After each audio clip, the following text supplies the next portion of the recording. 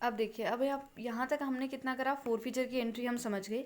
अब हमारी आती है री इश्यूज़ के बाद। तो ये क्या इसका सिस्टम है पूरा समझते हैं। देखो, जैसे ही हमारे शेयर्स फोर फीचर हुए, ठीक है, कैंसिल हुए शेयर्स, तो उसकी अमाउंट कम हो गई। पहले हमारे कितने इशू करवाए थे हमने, 15,000, उसमें से 100 तो हमारे कैंसिल हो चुके हैं। तो अब हमारे पास कितने शेयर्स है, 14,900।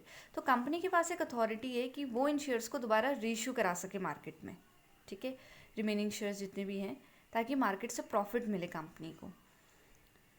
अब देखिए, जब हम मार्केट में अपने शेयर्स वापस ला रहे हैं तो हम किस प्राइस पे लेकर आए, ठीक है, सबसे बड़ा क्वेश्चन। हो सकता है पहले तो ये कितने में आए थे, एट 10 था ना, 10 रुपीज़ में आए थे।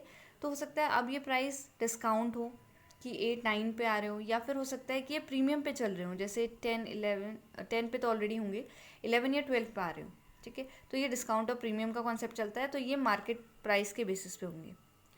अब मैं आपसे कह रही हूँ कि हम दोबारा से पब्लिक को ऑफ़र कर सकते हैं, ठीक है। हमने ऑफ़र करने की पूरी प्रोसेस पढ़ी कि application, allotment and then call.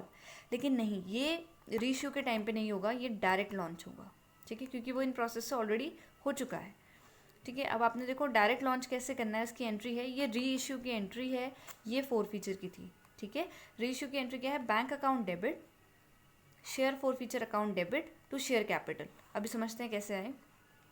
देखो, हमको रीइश्यू कराने का पर्पज़ क्या है कि अपनी शेयर कैपिटल को इंक्रीज़ करना, राइट।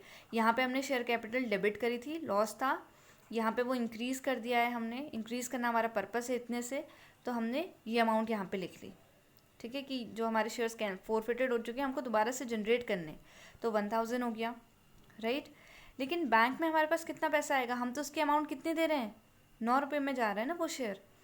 अगर 10 में जाता यहीं पे कंप्लीट, तो यहीं पे कैंसिल, कोई फिर मतलब कोई एक अलग एंट्री नहीं बनती, सीधे हो जाता clear, bank account debit to share capital हो जाता। लेकिन डिफरेंस आ रहा है, राइट। तो ये डिफरेंस 900 इशू होंगे और ये हो गए। तो हमारा लॉस कहाँ पे को हुआ था, वो हम कहाँ से कवर करेंगे, जो यहाँ का जो हमारा लॉस था वो हम देखेंगे ऊपर शेयर फोर फीचर की एंट्री, ठीक है। हमने ये डिस्काउंट में इशू करा है ना, जो रीशू हुआ है, तो हमने कहाँ से किया है, जो 3 × 100, 3 हमारी एप्लीकेशन का जनरेट हो रहा था। 300 हमारे पास मैक्सिमम फोर फीचर के शेयर्स थे, जो हमको, अब मैं कह रही थी कंपनी को प्रॉफिट हो सकता है कि चलो ये एप्लीकेशन मनी कंपनी के पास ही रहेगी, राइट।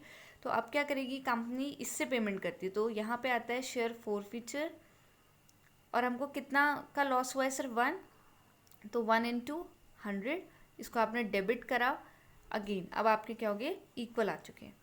तो ऐसा हम इसको करते हैं, ये हमारे रीइश्यू की एंट्री है, ठीक है। डिफरेंट डिफरेंट टाइप में आएगी, देखो अभी प्रीमियम भी होगा, पार, ये सारी आती रहती हैं एंट्रीज।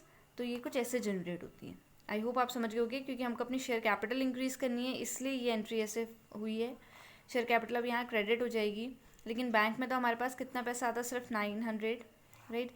तो हमने कौन सा ऑप्शन ऑप्ट किया है, शेयर फोर फीचर, यानी यहाँ से हमने, यहाँ क्रेडिट था, ठीक है। तो यहाँ पे हमारे पास एक लॉस हमको जनरेट हो रहा है। यहाँ पे तो हमको फ़ायदा हो रहा था कि 3 रुपये हमारे एप्लीकेशंस में आए थे, 100 शेयर्स फोरफिटेड हो चुके हैं, तो 300 हमारे ही हैं। लेकिन यहाँ पे हमने देखा कि 1 का हमको लॉस है, क्योंकि रीशू 9 में हुआ है, 10 में होना चाहिए था। तो हमने यहाँ पे क्या करा, 100 का ये लॉस को हमने शो करा, राइट। तो आई होप ये आपको क्लियर हो गया होगा। अब देखिए, इसमें क्या होता है ना, एक नेट प्रॉफिट है कि शेयर फोर फीचर में हमको प्रॉफिट हुआ है या लॉस, ये हमको ट्रांसफ़र करना पड़ता है। तो डायरेक्ट तो नहीं करते हम, ये कैपिटल रिजर्व अकाउंट में शो करते हैं इसका। तो इसका अकाउंटिंग ट्रीटमेंट क्या है, शेयर फोर फीचर। अब ध्यान से देखिए, मैं यहाँ कह रही हूँ आपको, हमको प्रॉफिट हुआ इस फोर फीचर में 300 का, ठीक है, क्रेडिट में है तो मतलब प्रॉफिट ही है।